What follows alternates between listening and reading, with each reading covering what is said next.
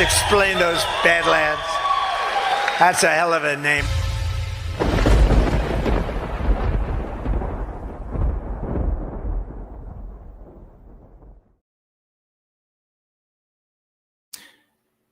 Greetings, everybody, to this week's episode of, I was going to say Breaking History. No, it's Movie Nights. So we're going to watch a movie tonight, as we do every Monday night at this time. And tonight, as I announced last week, is going to be a little special something with Cynthia, who will be joining me after today's screening because she is the architect of Escaping Calypso's Island.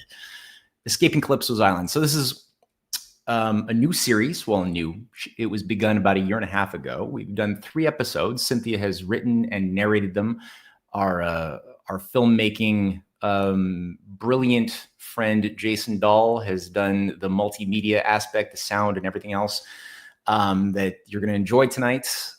Cynthia asked that we begin with episode 2 on the energy wars. So we're going to do episode 2. Now, each one is a bit of a standalone, so don't stress out. If you haven't seen episode 1, you'll still be able to enjoy this greatly on as a standalone. And I said the energy wars, but I'm lying to you. It's actually game theory, the trap of game theory. That is the core thrust of today's episode.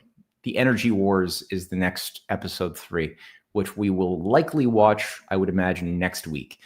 After the main broadcast is finished, I'll bring on Cynthia and we'll talk about her film. And if anybody's got some questions they want to throw at Cynthia, think about them, chew on them, and then throw them into the chat. And I will do my best, as I always do, to address them accordingly. I'll bring up the comments, and Cynthia and I can both discuss whatever questions are raised. Before we do anything, though, like usual, we're going to listen to a couple of words from today's sponsors, the first being Pet Club. Here we go. Science proves that a healthy immune system is the body's first defense against the smallest of ailments to the most catastrophic.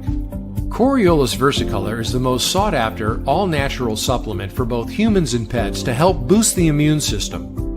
There are over 400 studies worldwide on its effectiveness in humans, including Sloan Kettering Cancer Center, MD Anderson Cancer Center, and now from the University of Pennsylvania School of Veterinary Medicine. Together, we can help reverse this terrible tide now plaguing your loved ones and give them the immune-boosting supplements that they need.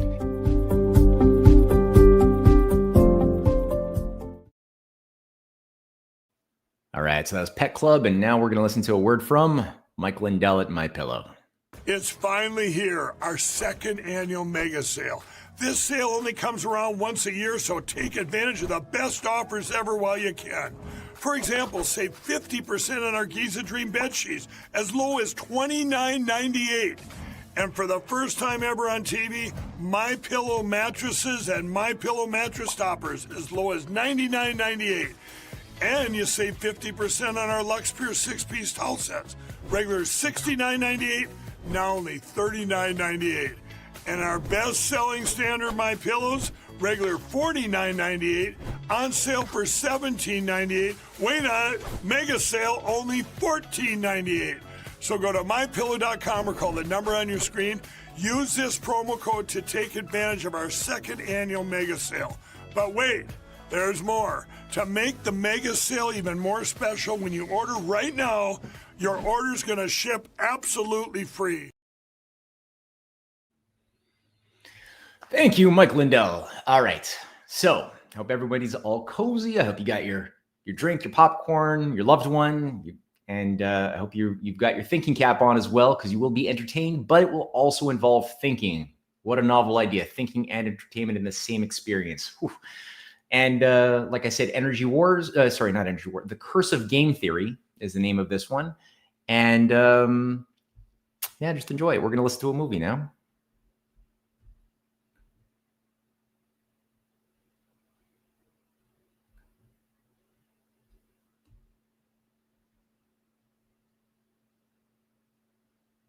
Uh-oh.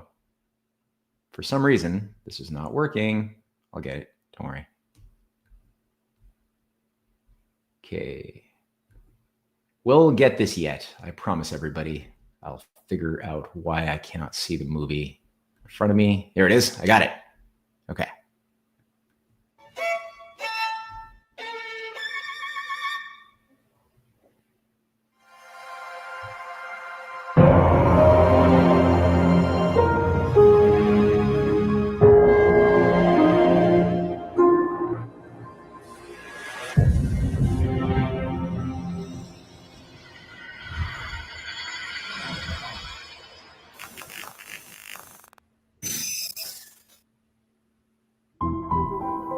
Our world appears to be captured within a cave of limited imagination when thinking about the future. Despite the incredible abundance which we could create, the only acceptable discussions about the future of humanity showcase a belief that scarcity, war, and poverty are the only future which we should expect. In this episode of our series, we will evaluate the principled fallacies of this belief in scarcity, limited resources, and overpopulation. We will do so by exposing several pseudo-scientific beliefs that are currently holding humanity back from an age of freedom, creativity, and cooperation. It's a dog park. The old cone of shame, right? It's called an Elizabeth.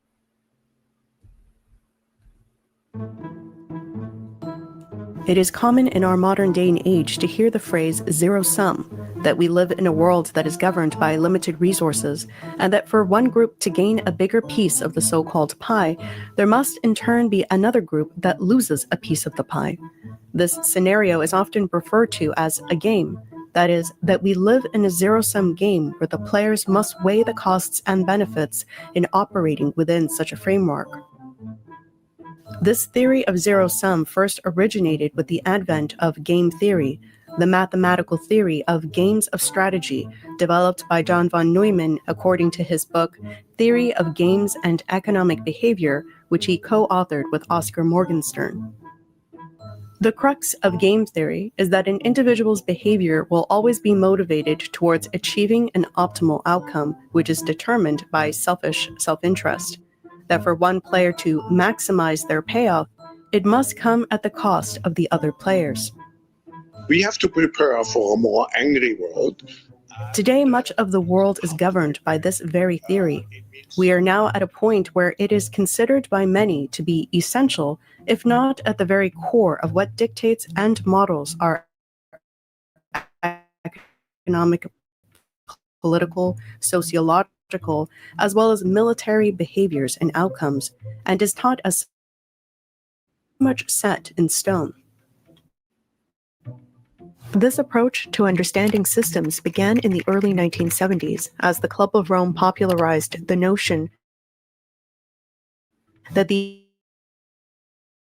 entire world evolution could be measured in models. These models, which all assumed that we lived in a zero-sum world, would be used to extrapolate trends into the future, paying no consideration to human solve via technological innovation.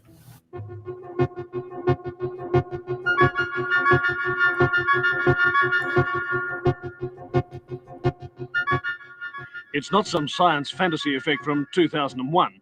This electronic display emanating from Australia's largest computer is a picture of the condition, past, present, and future of planet Earth. The condition of the planet starts to become highly critical, and if we don't do anything about it, this is what's going to happen.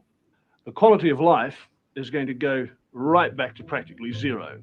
But can we be certain that we do live in a zero-sum world governed by limited resources and selfish self-interests? Is this truly all that we are left with at the end of the day of what decides the political and economic policies that will affect the welfare of billions on the planet? After all, it is acknowledged by the theorists themselves that the entire functioning of their mathematical model relies upon the assumption that we are governed by selfishness, and that they feel confident about this assumption since reality has apparently confirmed this fact to them. But what if humanity's nature were shaped by something else entirely? And what if the resources contained in our environment were not as limited as von Neumann supposed?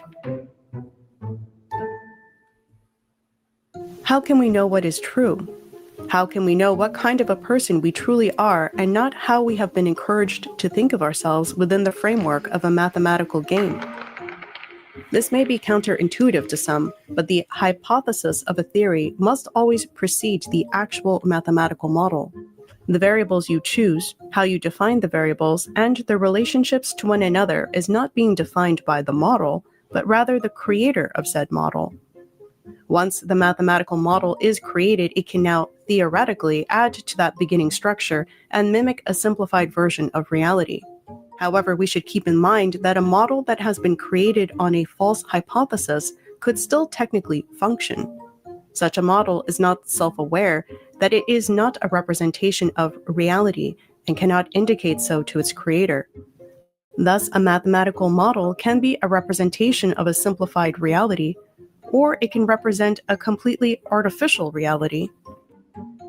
Such an artificial reality nearly destroyed the world economy in 2008, as those computer models relying on statistical probability theory and casino logic of gambling resulted in a systemic breakdown, as demonstrated in the 2016 film The Big Short.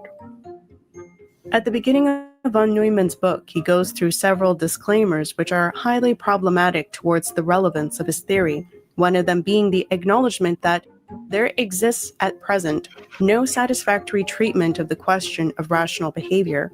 There may, for example, exist several ways by which to reach the optimum position. They may depend upon the knowledge and understanding which the individual has, and upon the paths of action open to them, because they imply, as must be evident, quantitative relationships. As becomes rapidly evident, von Neumann makes endless assertions such as these in his book, as if they were obvious and thus need no further examination at all.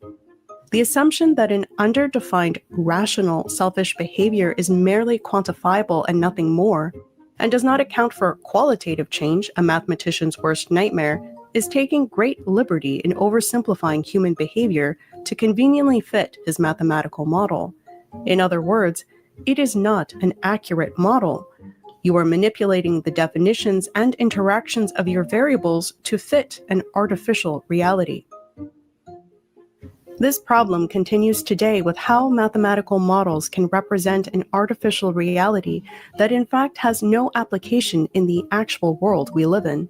In fact, when we look at how a so-called limited resource is being defined, a term that is largely taken for granted today, we immediately are hit with some rather large problematic inconsistencies in even defining what is a limited resource at its most basic level. For instance, what fundamentally determines the limit to a resource?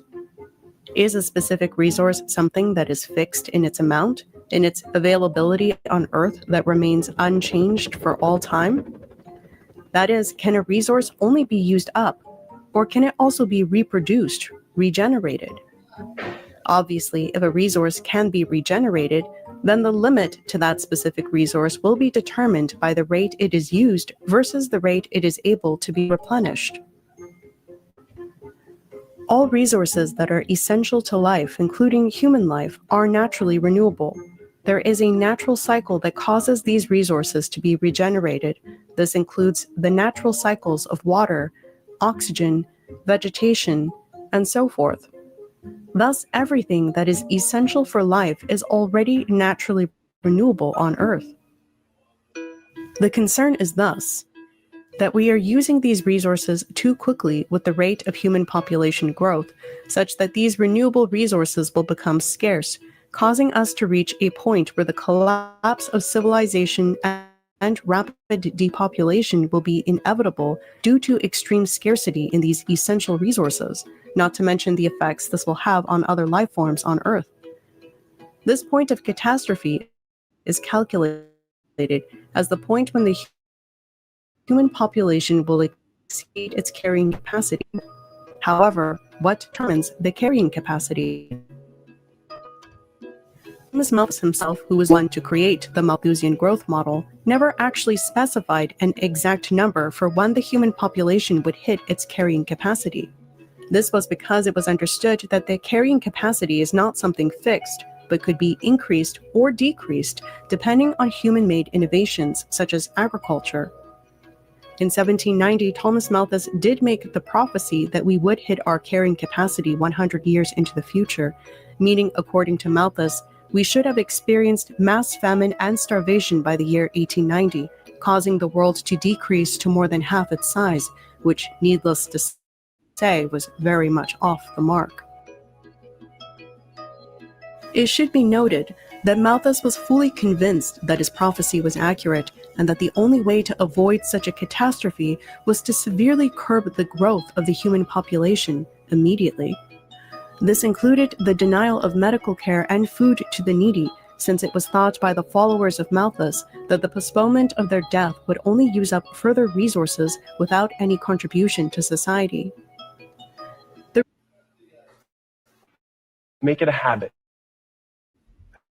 A 10-minute AI routine every morning. You'll be unrecognizable. You in? So this is how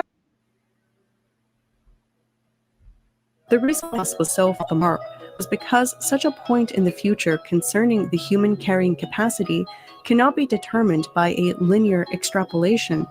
This is because, as already mentioned, human innovations change our relationship to the resources we use in a qualitative manner and not just a quantitative manner. Qualitative change has always been the mathematician's worst nightmare in producing models that will supposedly predict trends in the future. How can a mathematical model predict all qualitative change that will happen in the future? Is it even possible? This is something really important to keep in mind. There is no specific agreed-upon optimal number for the human population. Such a number can only be fixed if we were to have absolutely no change in our societies alongside a growing population. But we do have change, and that is everything.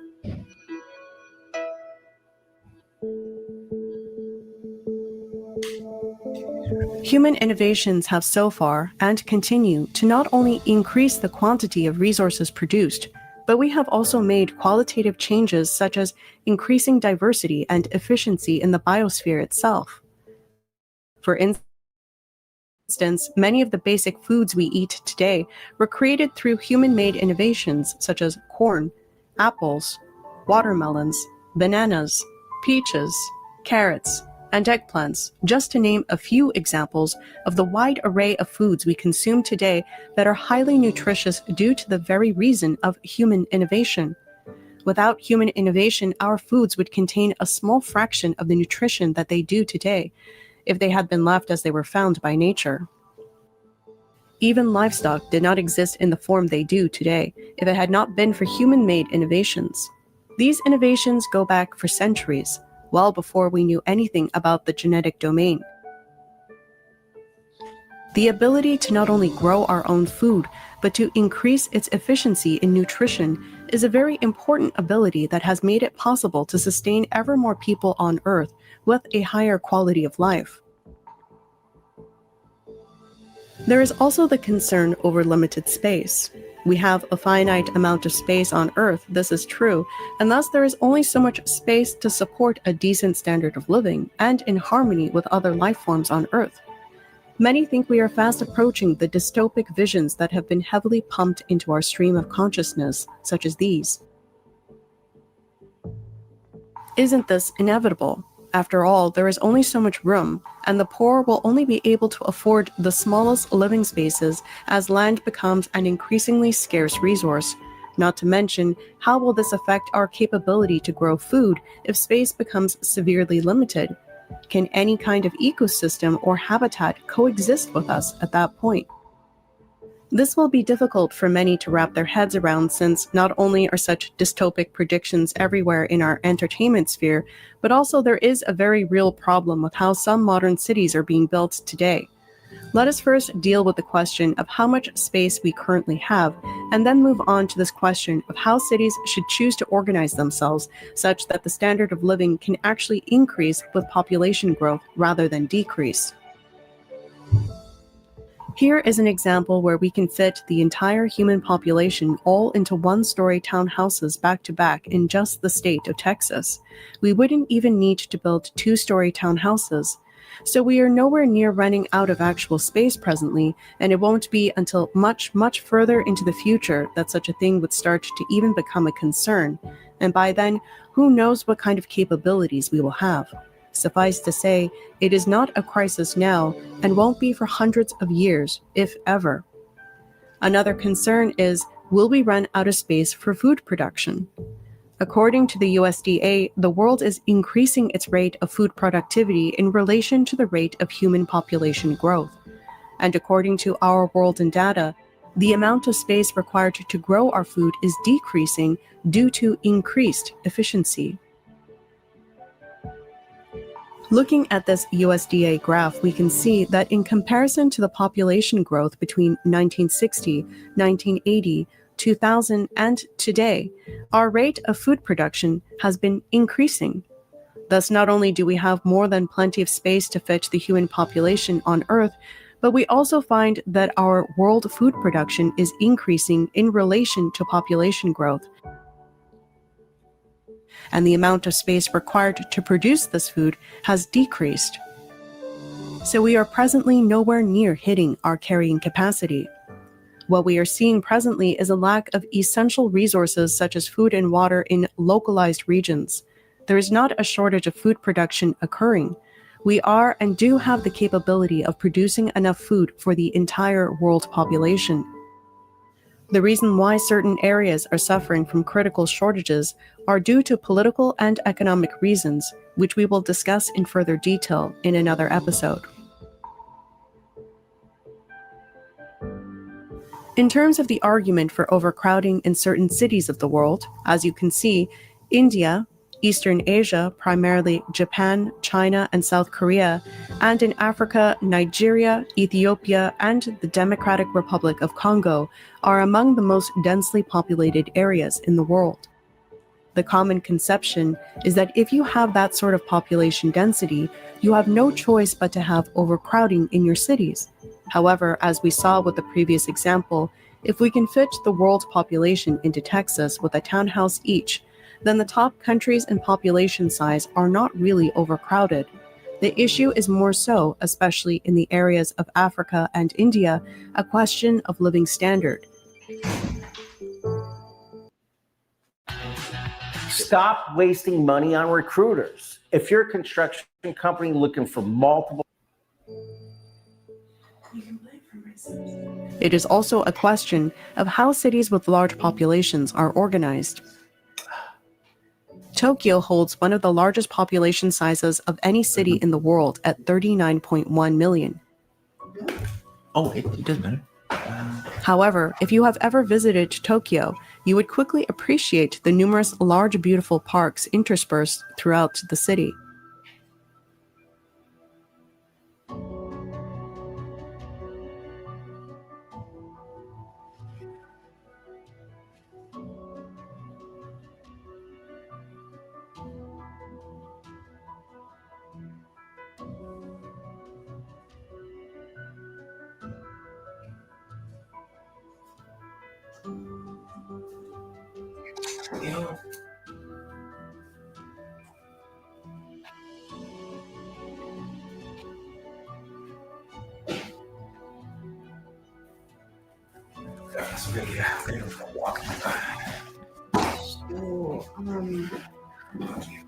Cities such as Tokyo, as well as Seoul, Shanghai, and Beijing, are also beginning to incorporate trees along the streets and even on top of buildings in their city centers.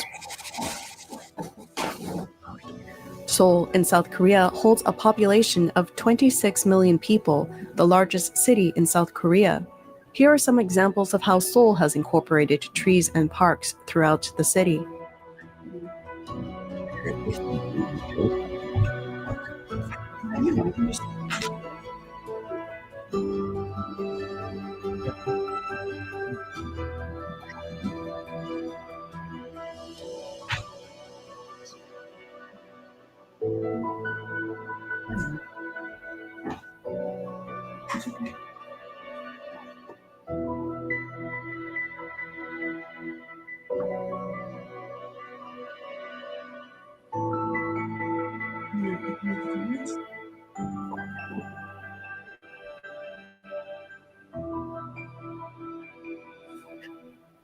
The population of the city Shanghai proper is the third largest in the world, with 26.8 million inhabitants, while the urban area is the most populous in China, with 39.3 million residents. With such a population density, many in the West who are not used to such things think the living standard must be a lot lower. However, what we would see if we actually visited Shanghai is that it is actually quite a nice city. Here is a picture of Century Park, the largest park in Shanghai at 346 acres. China actually takes it very seriously to have a balance between the rapid city growth and the need to include parks and trees so that there is a connection to nature. If you have ever visited China, this is one thing that immediately stands out. Many of these parks are not the average run-of-the-mill either. They are made following the philosophy of feng shui, which includes the idea that a park should invoke deeper reflection and a profound connection to nature. This philosophy is also shared by the Japanese and the Korean people.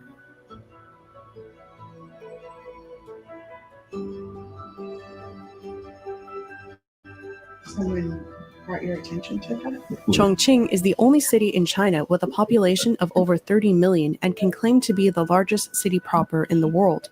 Chongqing is the fourth largest Chinese city by urban population, with an urban population of 22 million after Shanghai, Beijing, and Shenzhen.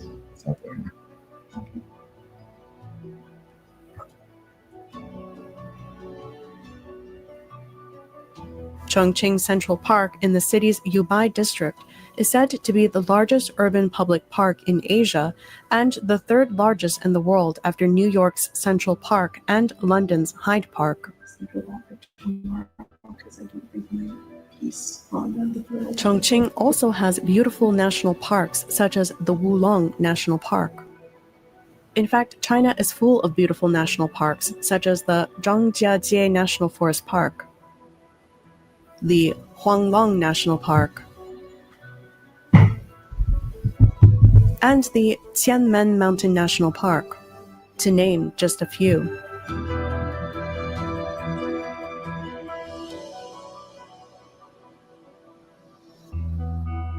In comparison, let us look at what the population density for Canada looks like.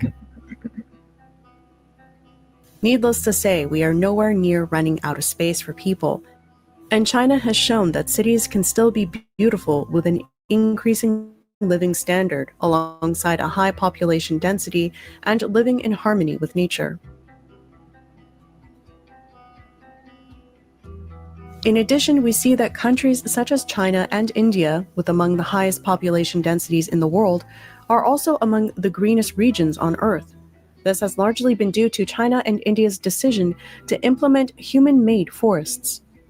One of the reasons why this was done was to address pollution problems, since trees are excellent air purifiers. They also happen to be great consumers of carbon dioxide. Large regions of greenery also make for excellent temperature control. In fact, much of these areas were previously desert. This also shows that large ecosystems can thrive in regions with high population densities. Some of the largest human-made forests include the Saihamba Forest in China. This human-made forest is larger than the size of France, atop the once barren Qinghai Tibet Plateau, and covers 270 square miles. Located 280 miles from the Chinese capital, it is called the Green Lung of Beijing. I think you can say the urban area. The Malai Forest in India.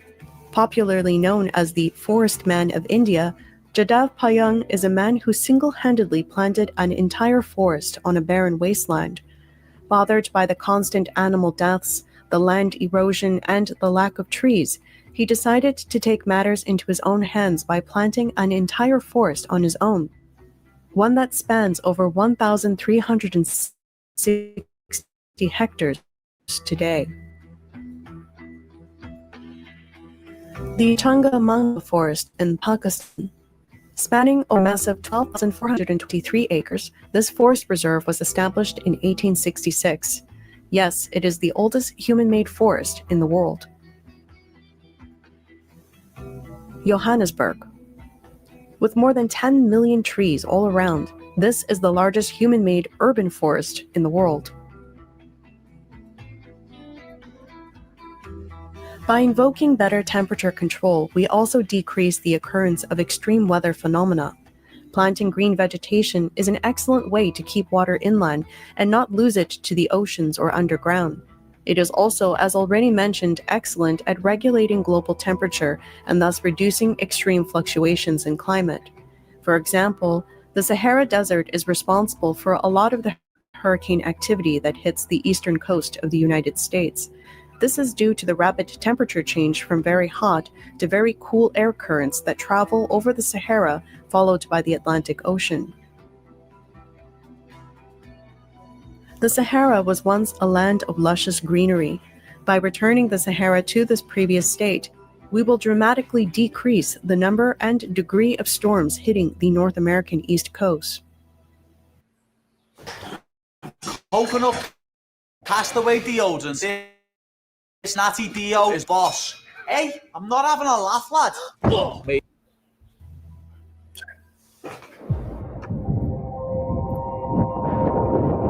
Planting forests also help to reduce the destructive effects of sandstorms.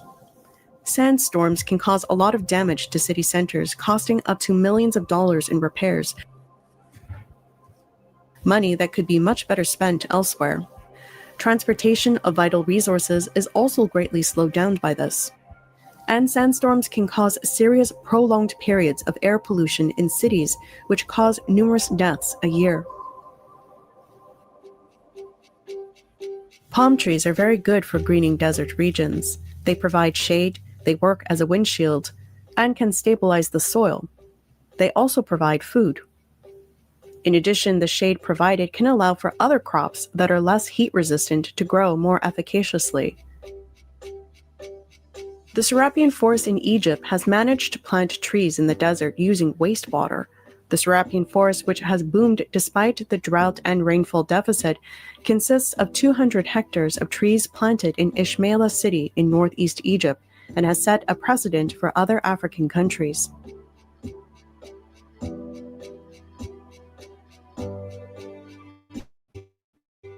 China has also made an immense success in greening its deserts with robust tree planting and have succeeded in changing desert ecosystems to sustain green life over the long term. The Loess Plateau, located southeast of the Gobi Desert, is one of China's biggest success stories in the greening of deserts. Over the course of 9,500 years of unsustainable agriculture, this plateau was slowly turned into a lifeless desert which could no longer support the population. However, within a matter of 1 decade, this area was transformed into abundant green regenerative farming by the use of permaculture. The government launched mass education programs for farmers while providing the resources and incentives needed to transform the land. Additionally, farmers were given ownership of their own land, new planting techniques, and wide-yield terraces were built to secure the soil and improve crop productivity. Vegetation cover and sediment control increased through the protection of arable land areas. Through these bold reforms, soil erosion was decreased by 60 tons per year, resulting in better standards and prices of the crops. Since this project was begun, approximately 2.5 million people have been lifted out of poverty, making the Loess Plateau one of the greatest sustainable farming stories in the world. If this project were continued in other parts of the world, a revolution in freedom of producers, increased bounty of land, transformation of deserts to rich green areas would occur in short order. This project's success demonstrates that an increased well-being to the health of nature, the productivity of a nation, and the freedom of the citizen can all grow together in harmony.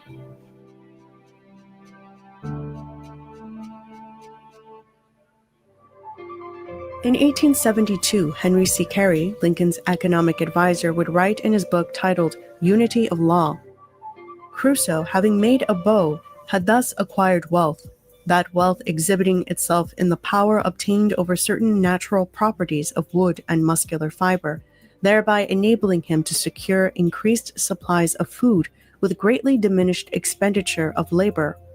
Having made a canoe, he found his wealth much increased, his new machine enabling him to obtain still further increase of food and of the raw materials of clothing at still decreased cost of personal effort.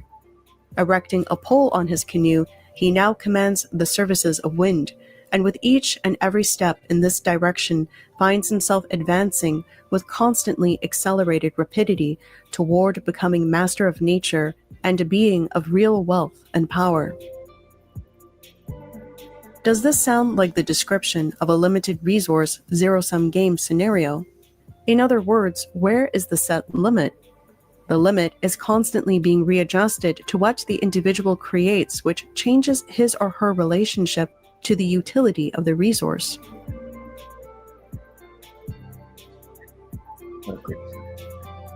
For example, the resource wood, depending on the individual's innovation, can be used to keep one warm and dry, cook food, create torches, create shelter, or create a ship for travel, etc. 2, 1. The existence of yet-to-be-created potential thus offsets the entire system of von Neumann because his system has no way of predicting potential, in other words, qualitative transformations, nor how this will affect human behavior. If you cannot predict future qualitative change, which is ongoing, such as the discovery of electricity, or the creation of man-made plutonium and other transuranic elements, or the potential waiting to be unlocked by the very feasible fusion plasma torch that can turn landfills into resource mines. This will be discussed in detail in a later episode. How can you assume a defined set limit, or even a defined zero-sum game as a self-evident truth, when you cannot even predict what is the said limit? Ironically, in his book, von Neumann likens his pioneering work in the field of game theory to what physicists have been doing for centuries, that is, mathematical formulations that represent, albeit simplified, the laws of nature concerning matter and energy. However, von Neumann again showcases that he has no comprehension of what constitutes the foundation for such laws of nature.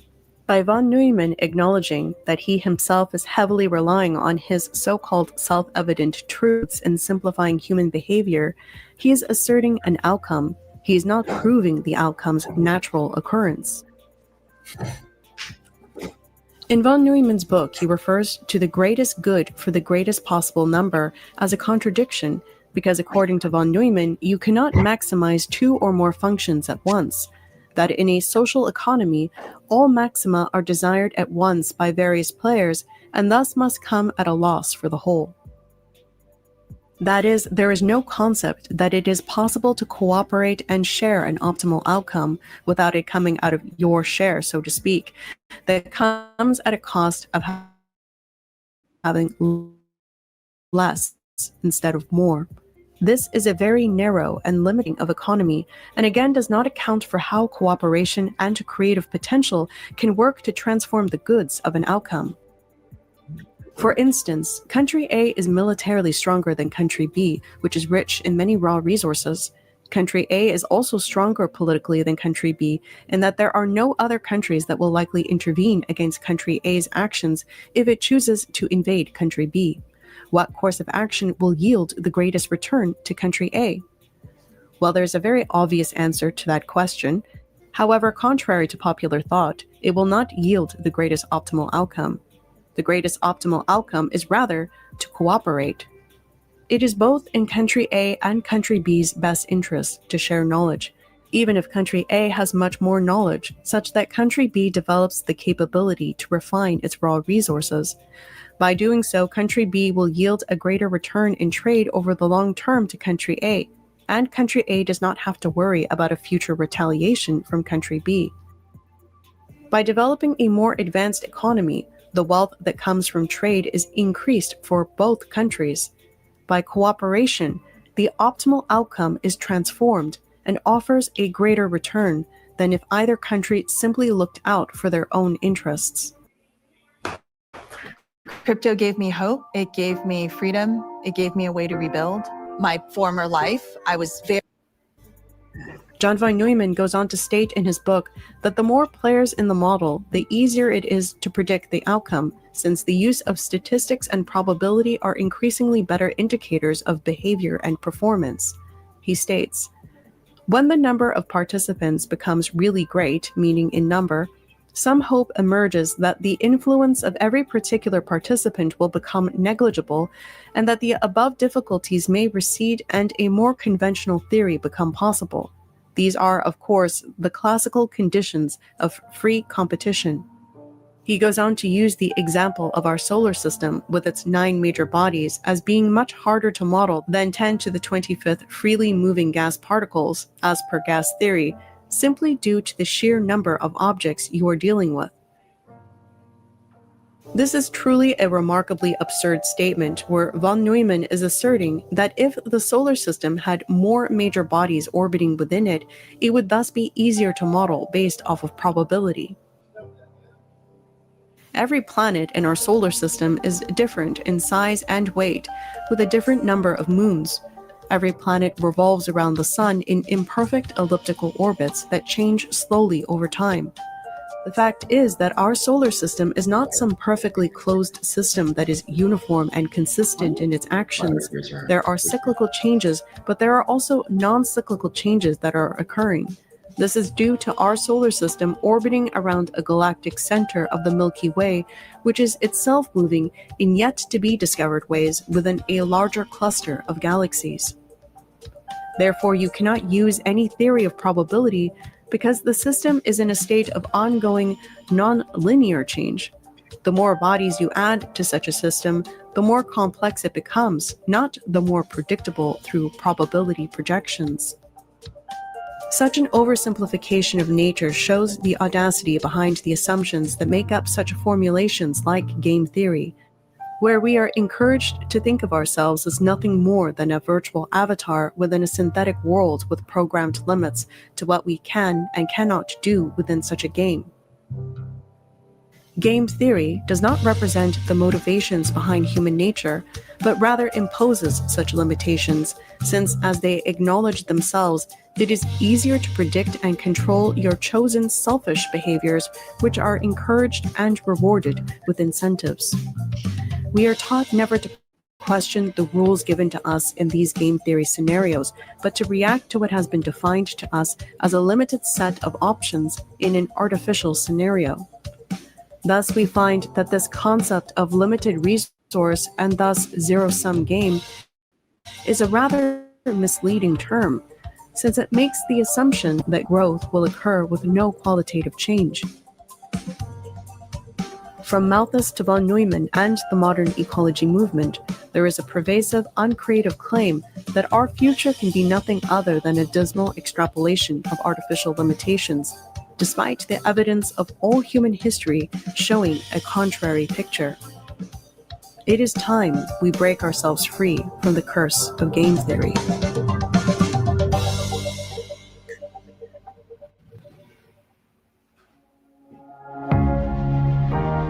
In our next episode, we will discuss how various forms of energy function and what are the differences in how energy is produced in terms of efficacy, cost, and waste management. This will be discussed in relation to the EU and US policies to reach a carbon net zero by the year 2050.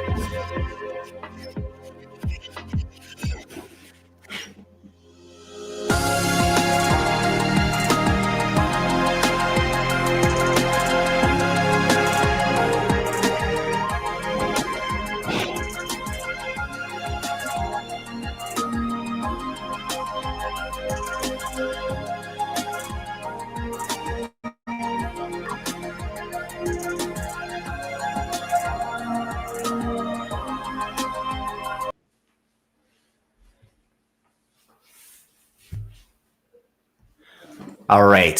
So that was the curse of game theory. Well done, Cynthia. Well played.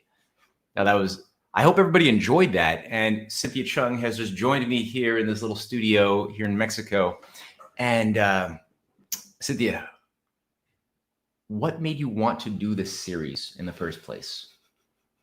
Nice broad. She loves these broad, open questions. She adores it. Yeah, you basically get to take a seat back. Yeah. Well, I think that the argument, which is a strategy that they use with pretty much all of the major subjects of debate that continuously are brought up throughout centuries. But this idea of whether we can have a positive role as humans, as like real stewards, you know, of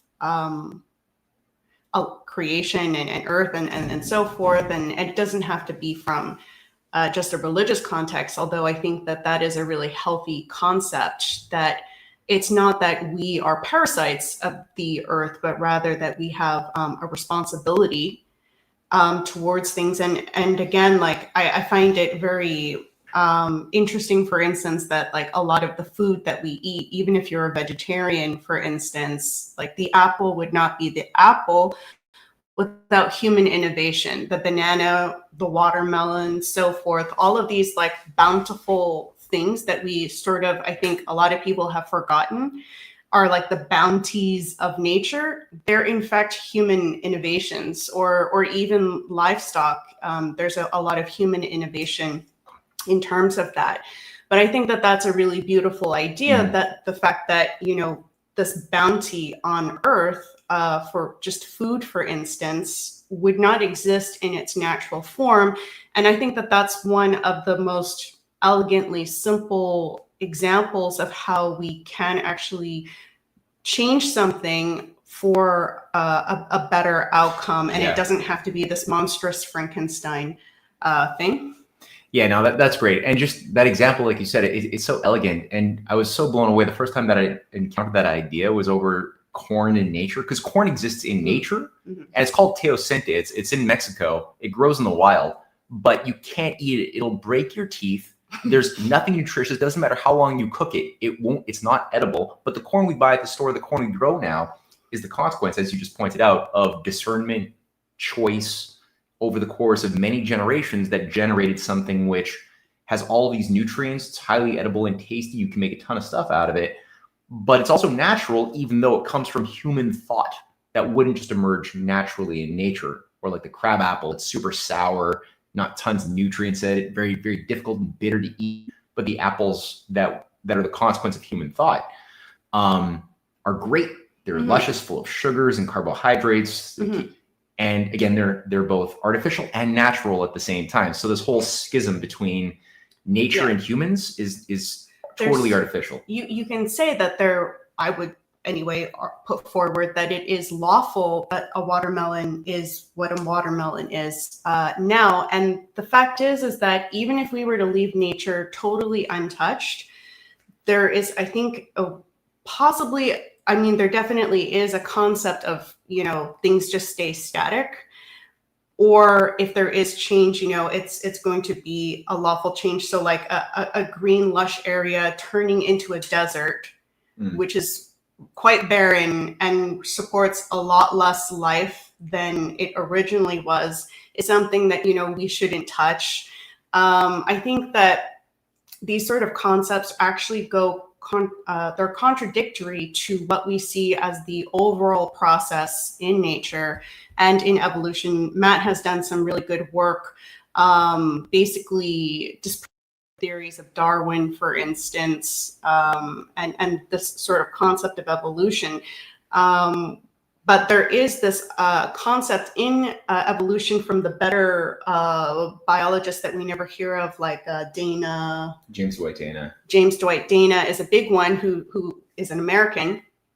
And they were saying that evolution was towards a self-perfecting process. And I really see a lot of examples that are proving that to be the case. And that was one of the themes in this film, was always a direction towards a future potential. But it's not a random, chaotic thing, which we've been wrongfully taught by a lot of these mathematical schools that ultimately, of course, always impact politics and economics to a great deal. Not a coincidence. And they're always entropic in their view, or you need to kind of like reboot the system by everything just kind of like falling apart and, chaos, and then something comes out of the chaos sort of thing. That's actually more of like a crazy Rosicrucian / satanic viewpoint, that they're trying to trick you into these mathematical models that are actually not a real reflection of reality. So when you actually look at evolutionary processes, which again, Dana is a very good example of that. And if people want to read a presentation transcript I've done on this, they can go on my Substack, Through a Glass Darkly by Cynthia Chung, and just look up Yuval Harari on my Substack, and you'll find the presentation. There's a video or a written format if you want, where I go into this more in detail of how there is a lot of evidence to show that evolution is not random or chaotic. It's not like these huge extinction periods and then something totally new comes out of it that like magic. But rather that there is a process towards increasing complexity and increasing self-perfection. And the fact that there is even like the eye that exists in so many different varieties between species and even, deep underwater creatures shows that there was an intention within an evolutionary process to create something so complex as that. Or like flight, actually the ability for flight was developing all around the world, totally disconnected from regions geographically. Like it wasn't just, animals migrating. It was a process that was occurring all throughout the world around the same period of time. So there was a sort of intention that hit a certain phase shift in the evolutionary process that all of a sudden was developing certain kinds of evolutionary traits. So I think that with us clearly being different from the animal realm in the sense that I know some people don't like that idea, but in the sense that we can actually create to a point where there isn't really a limit, as I hope this film showcased, including discovering, elements, new elements on the periodic table of elements. Like we can play a role where we are facilitating an evolutionary process that is lawful towards the potential that is yet to be, or we can play a very detrimental role and do that sort of like chaos theory, burn the village to save the village, sort of concept, which, you can get.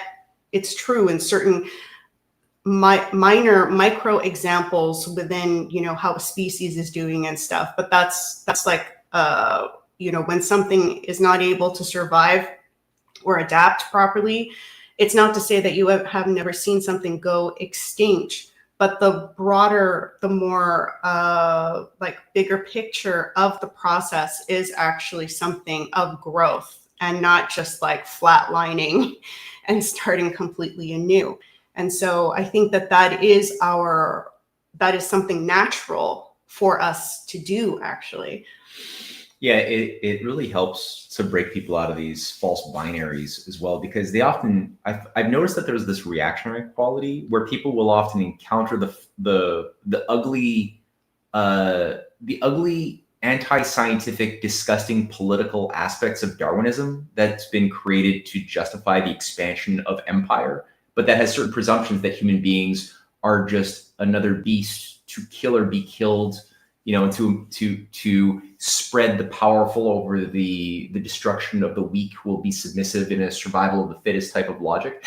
And people will be disgusted by that, and they'll go to the opposite extreme, saying, well, if Darwin's not true, then the idea of evolution itself can't be true in any fashion, and thus some form of absolute creationism could be the only solution, where everything was just created 6,000 years ago and dinosaur bones are just there to test our faith or something like that. Whereas what you've just introduced is a healthy resolution, I find, from falling into this trap of jumping from one false extreme to another false extreme, and instead recognizing that no, there are many other approaches to explaining the evidence of changing fossils in the records by many people who lived before and during Darwin's time, but who have been iced out of our history books, like Dana and so many others. But that also applies to the question of the non-living evolution, that the very periodic table of elements itself, of the Mendeleev table, itself is kind of like a quality of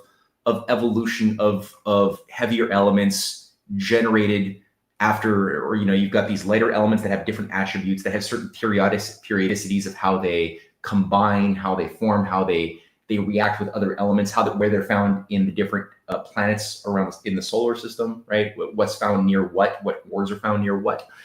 And that when you think about it as sort of a quality of evolution, but devoid of the presence of living, the life principle that you find in organic material, you find that human beings, like you just said, can we discover new elements that weren't known prior, like oxygen wasn't known and somebody just found a way to create an experiment. Mm-hmm.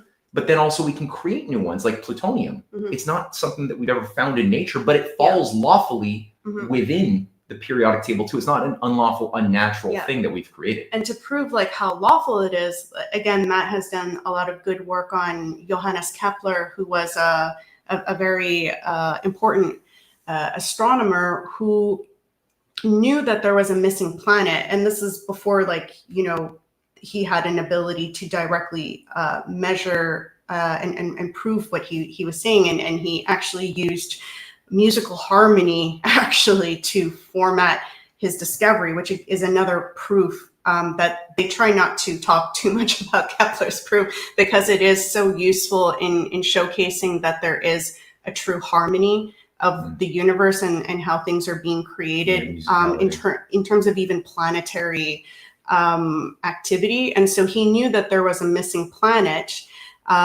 in his research, which we now think is possibly the Van Halen belt. Sorry. I mean, Van Halen doesn't walk, but no, it's the series, the asteroid belt series. It's an asteroid belt series. Why did I say that? Anyway, so there was a missing planet there that he was able to tell from his calculations, and then Mendel. Oh, because you're thinking of the Van Allen belts. Van Allen belts, right. Yeah, which I also still mispronounced. But point being is that Mendeleev also, who is like the Russian chemist who is credited with the discovery of the table of elements, he also was mapping things out to know, like, oh, these are gaps within the element, the table, but I know that lawfully there should be something there, even though we haven't discovered yet what that element is. So again, showing that there's a real lawful process to how these things work.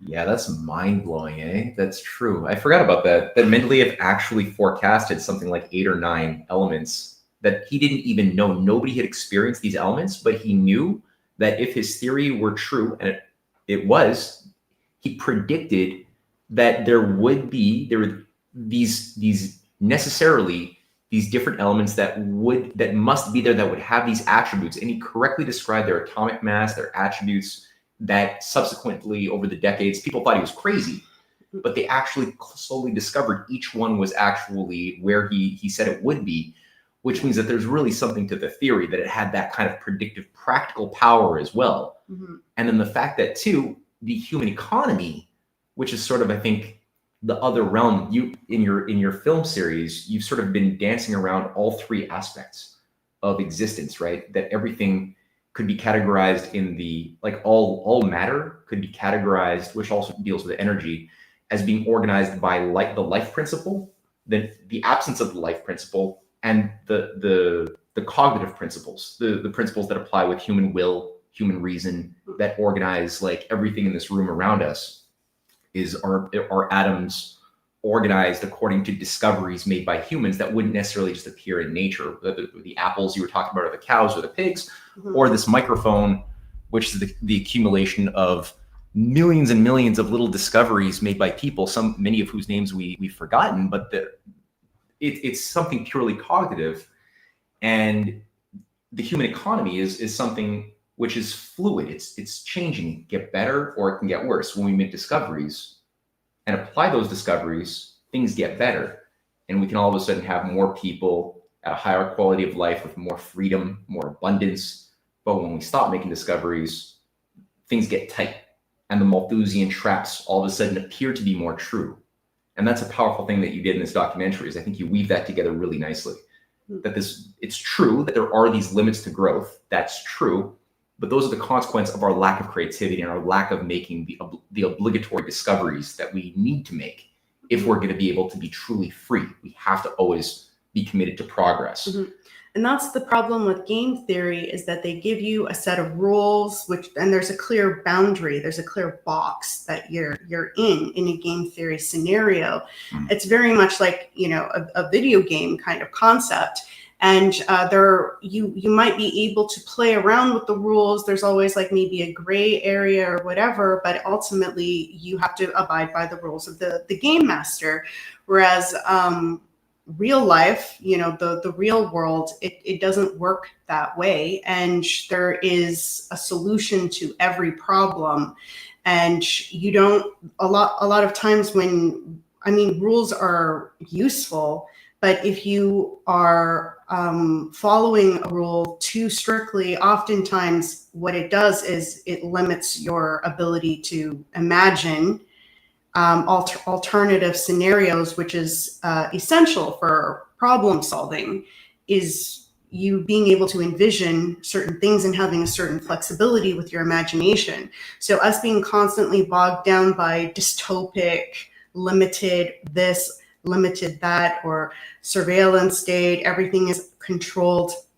What it does, even though that person might even be saying like an Aldous Huxley type, I'm warning you that you're all doomed.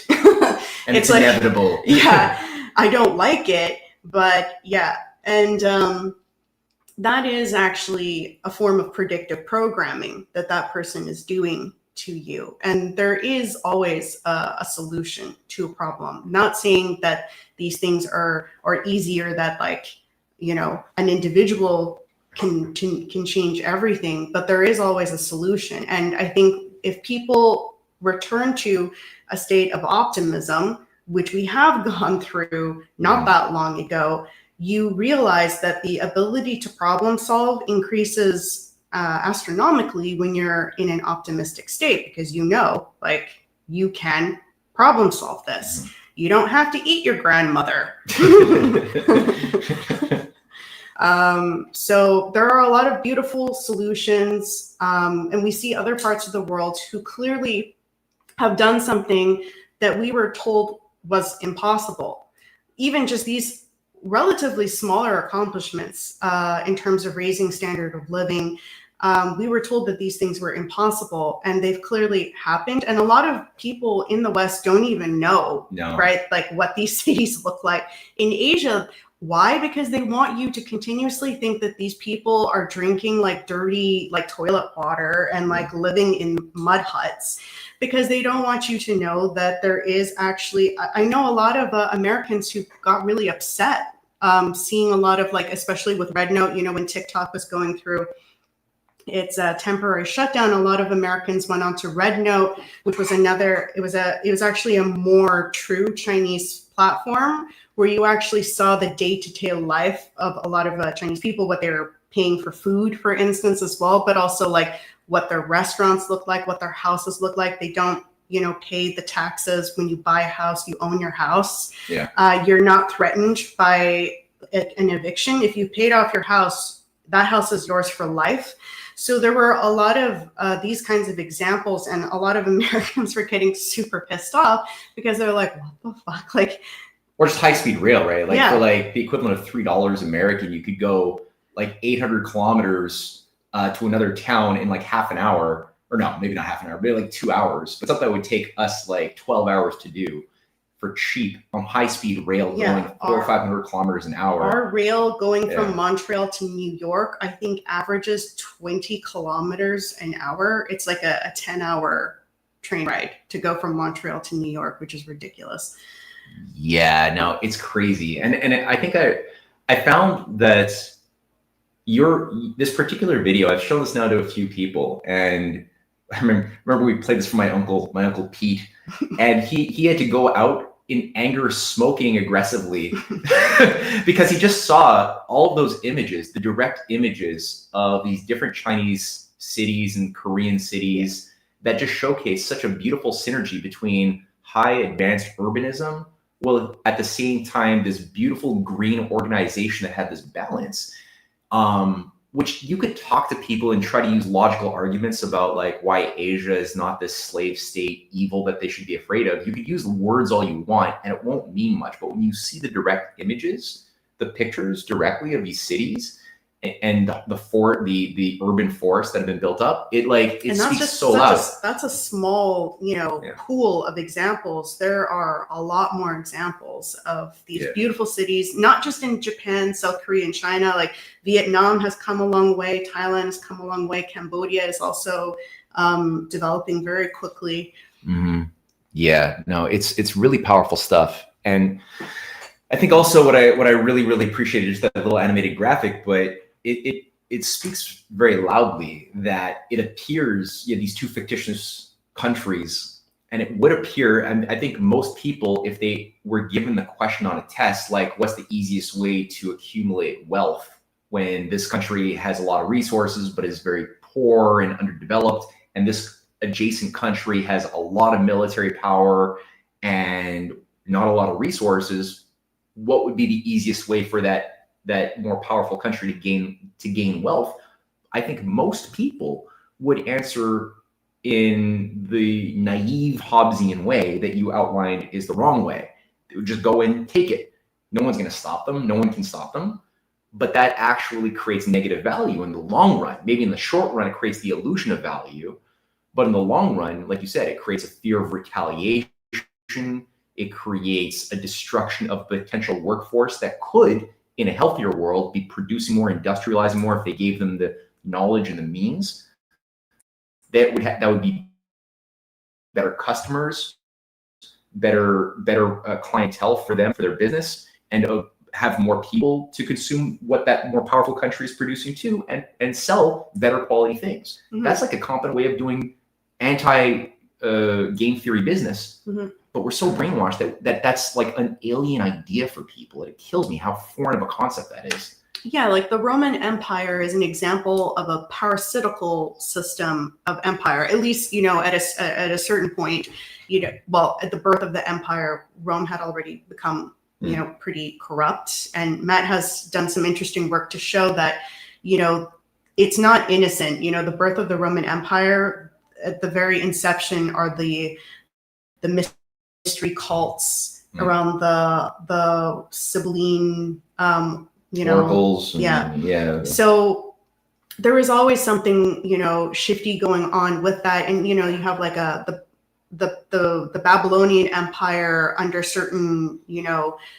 rulers, including like the really popular movie 300, where Leonidas fights against the Persian Empire. Like those are parasitical forms of empire where they go into other regions and they just, suck the life out of those areas. And, Rome was first a kingdom, then a republic, then an empire. So people should, be aware of that. And it wasn't always like that. But pretty much once it entered the empire stage, it was like a parasite. Mm-hmm. And if you're going to be that kind of an empire, because you don't have to be that kind of an empire, an empire can just be also representative of a very large civilizational process.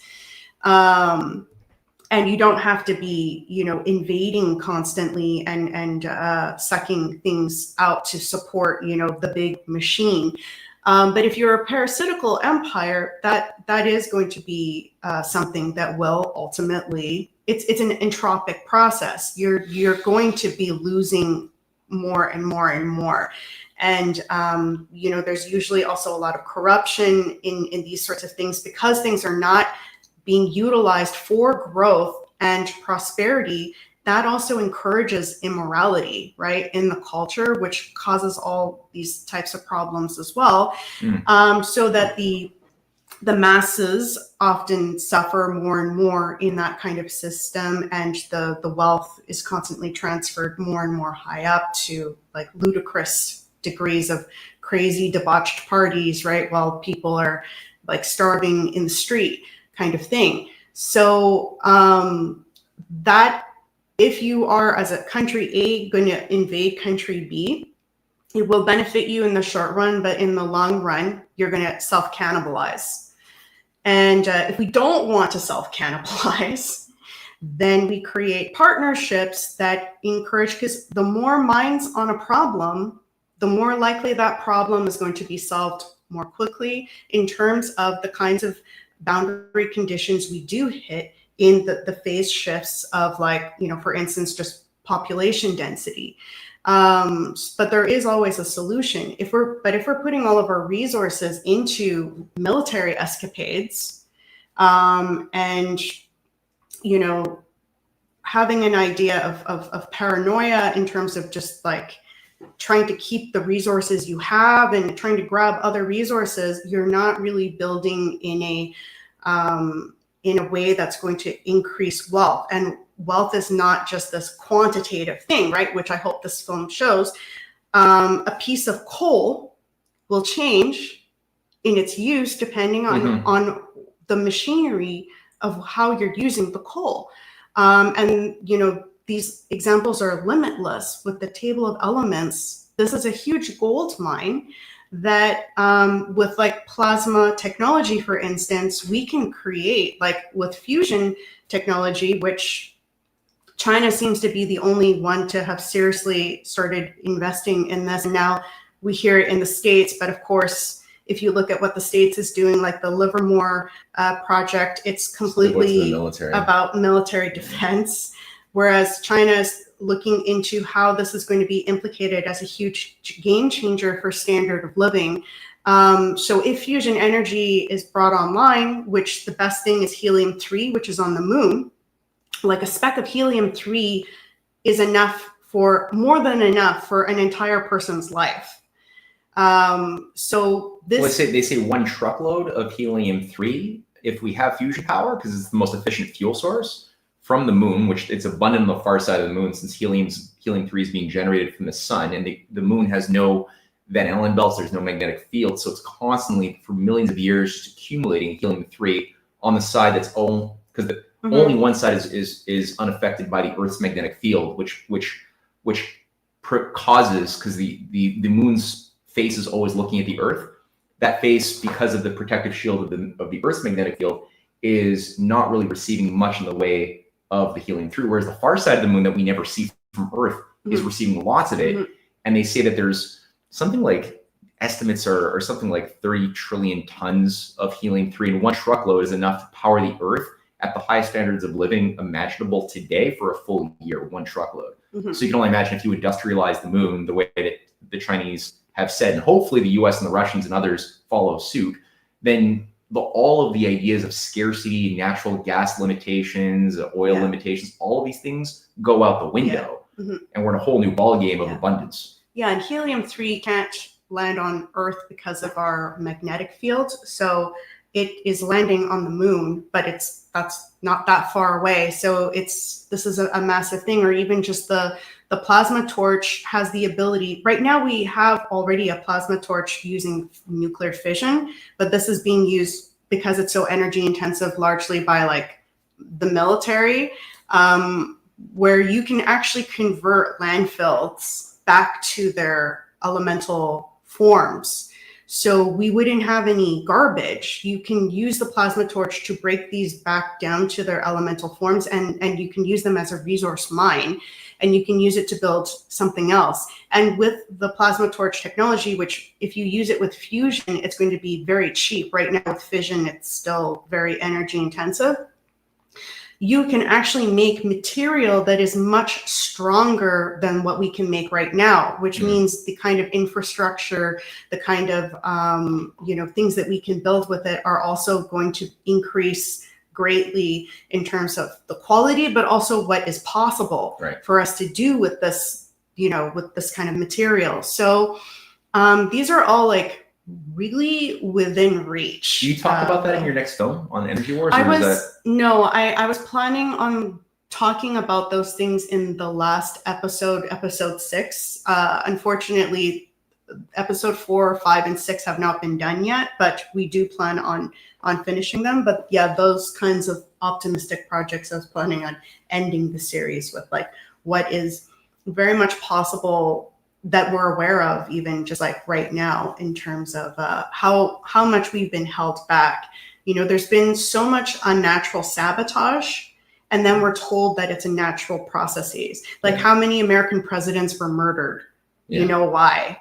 It was to thwart a natural progress in the American system of economics. Even Jameson Greer was bringing this up in his speech on Hamilton at Davos, that the American system was influencing Friedrich List's Zollverein in Germany, the Meiji Restoration in Japan, the Trans-Siberian Rail with Sergei Witte in Russia, and Sun Yat-sen's rail plans in China. And those are just some of the examples. But this was like really, again, this time in the world where there was a lot of optimism because of what the United States was able to accomplish and exhibit with Henry C. Carey's Centennial Exhibition as well. You know, within 100 years, the US was the leader in innovation. That's, again, something that we were told, you know, that should have been impossible. They were like, you know, supposed to be colonial states that were like totally disempowered and would have been subjects of the British Empire. All you can do is farm. Maybe if you get like, you know, an iron mill or whatever, like, okay, good for you, but it's not going to go very far. And within 100 years, they were wealthier than the British Empire, who had its like octopi arms, you know, in India and Africa and everywhere, leeching, being a parasite, and it couldn't compete. So this is a very good example, again, that if you set your course towards like actually having a real intention to solve problems with an optimism and morality, you will actually become wealthier and you will become stronger.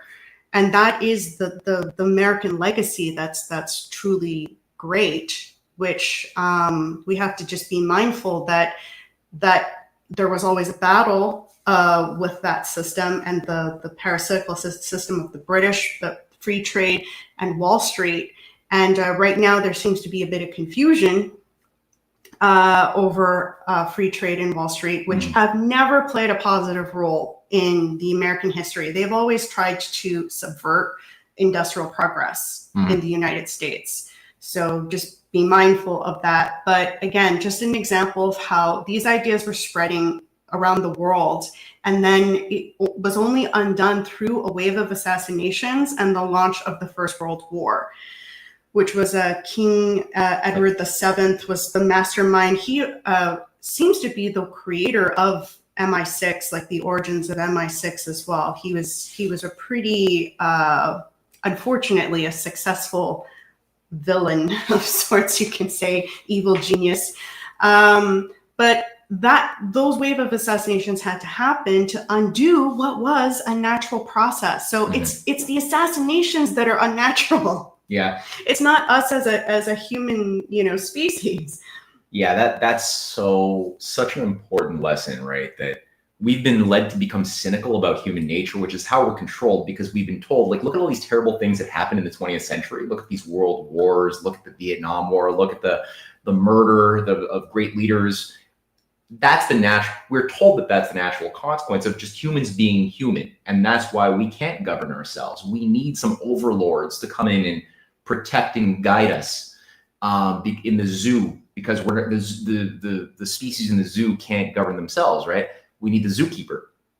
But no, like you said, it's when you look at it with fresh eyes, all of these things that were terrible were the unnatural imposition on an otherwise beautiful, harmonious, developing species that was combining a metaphysical yearning to be free, to be loving, to be good, to live longer, to have a better life for our kids and grandkids.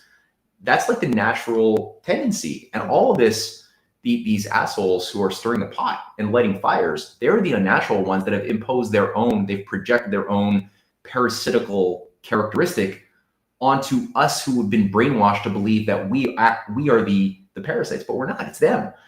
And I think it's such a healthy, just metaphysical medicine to just have that philosophical foundation to reframe a lot of these arguments about human overpopulation and other things that you don't get in school anymore. Like anybody in institutional schooling doesn't get access to these ideas.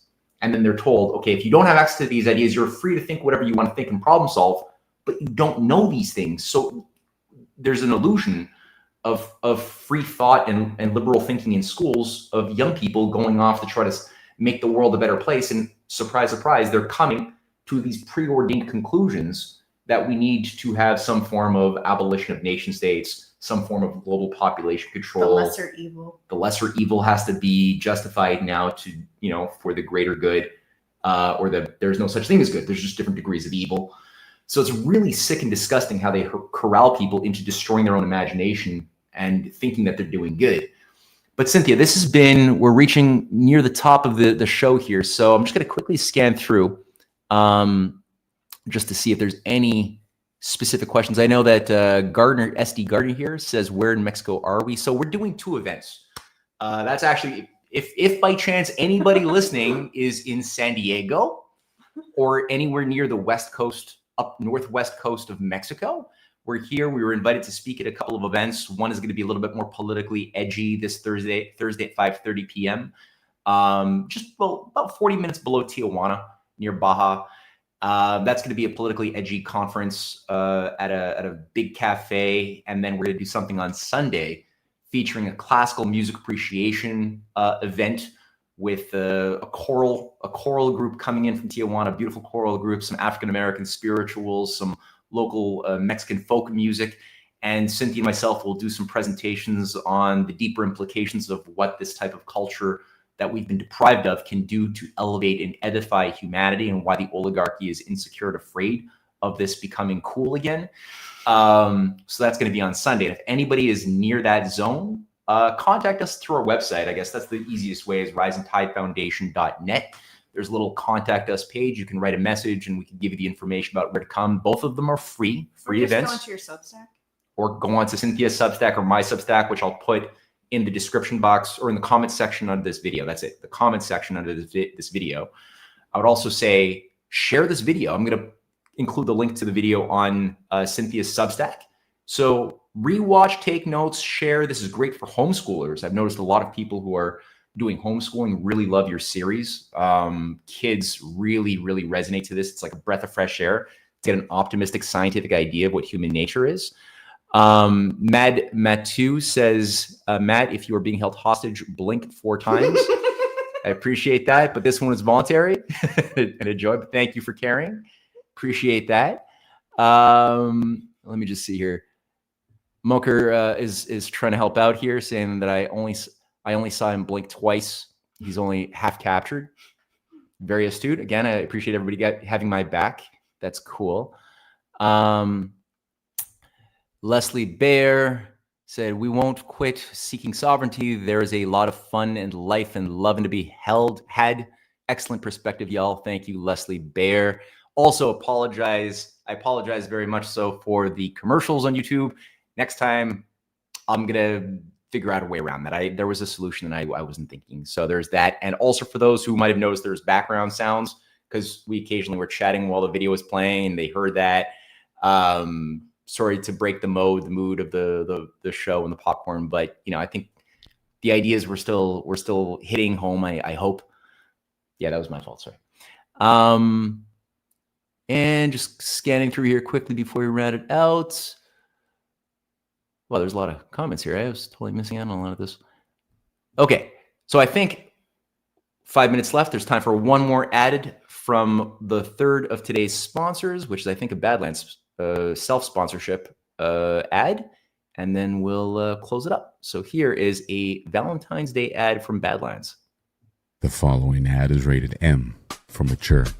Soft Disclosure wants you to get naked this Valentine's Day with limited edition his and her bundles that save you 20% off the individual retail prices. Proprietary oil infusions, grass-finished beef tallow, goat's milk from American goats, locally grown herbs and ingredients.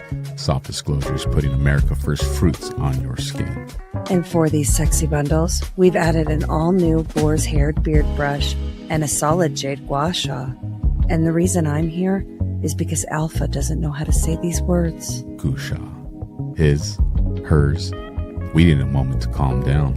Don't hide your skin. Disclose it. Get naked this Valentine's Day with Soft Disclosure. Head over to softdisclosure.com and save 20% off individual retail prices with our his and hers customizable bundles and use promo code NAKED to save 15% off the rest of the site. These statements have not been evaluated by the FDA. Promo code does not apply to bundle discounts.